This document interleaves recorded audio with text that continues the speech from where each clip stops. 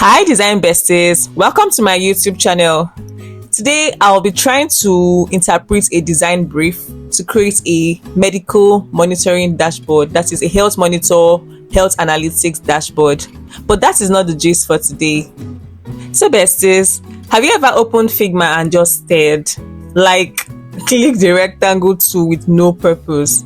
Not because you are designing, no, but because you forgot what creativity feels like totally.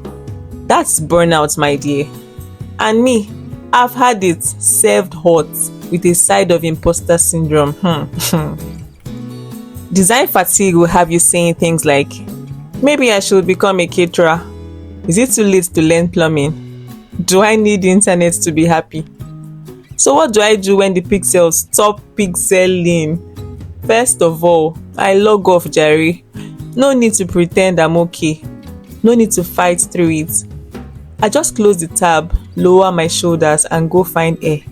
Sometimes that air is outside though.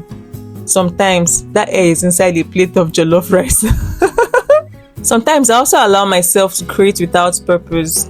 No brief, no stakeholder, no auto layout, just vibes. You'll be surprised how refreshing it is to design something ugly on purpose. So besties, another thing I do is I rest. I rest like it's a task. As in, I add rest into my calendar. I cannot come and keep myself. Rest is very important because I'm not a robot. I'm a human being that just wants to make cool stuff without crying in between components. And lastly, I talk about it. I talk and talk about it. I send messages to my fellow design besties like, please, are you also tired or is it just me?